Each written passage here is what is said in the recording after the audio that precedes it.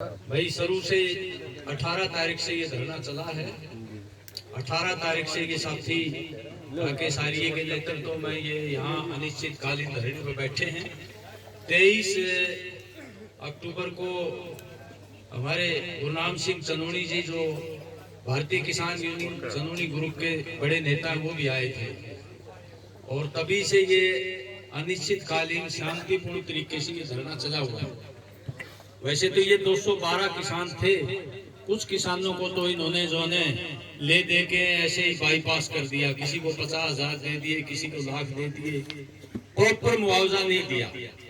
ये हम लोग उनको 212 किसानों को संगठित नहीं कर पाए, ये हमारी कमजोरी रही है किसान संगठन।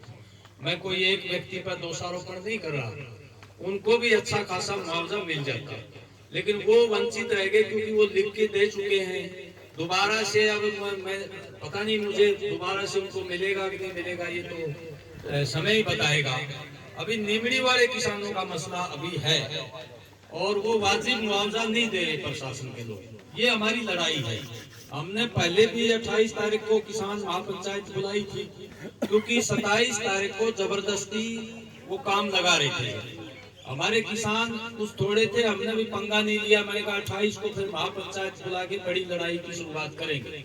थोड़े किसानों में क्या होता है, दबाव नहीं पड़ता, और इसलिए हमने एक दिन के लिए फिर 28 तारीख को तात्कालिक महापंचायत बुलाई थी और उसका उस पर दबाव भी पड़ा था प्रशासन का। एक तो भाई हम स्पष्ट कर देना चाहते हैं, हम तो है गांधीवादी आदमी और गांधीवाद में ही विश्वास करते हैं। ज्यादा से ज्यादा लोगों को जोड़ करके प्रशासन और सरकार पर दबाव डाला जा सकता है। कोई एक नेता इतना शक्तिशाली नहीं होता। ठीक है, बोलने में, निगोशिएशन करने में तो हो जाता है रोल अदा, लेकिन लोगों के दबाव में मानेगी सरकार, ऐसे नहीं मानेगी। और वो दबाव होगा गांव वालों का, बाहर से किसान संगठनों का, दूसरे किसानों का।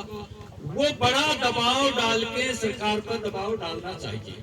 कुछ भाई सुझाव दे रहे, बुरा ना मानना भाई, हम तो स्पष्ट बात आदमी है कि भाई इनको आंट दो, इनको बंद कर दो। देखो, हमारी किसान सभा इसमें विश्वास नहीं करती। हम ज्यादा से ज्यादा लोगों को जोड़ के प्रशासन पर दबाव डालें।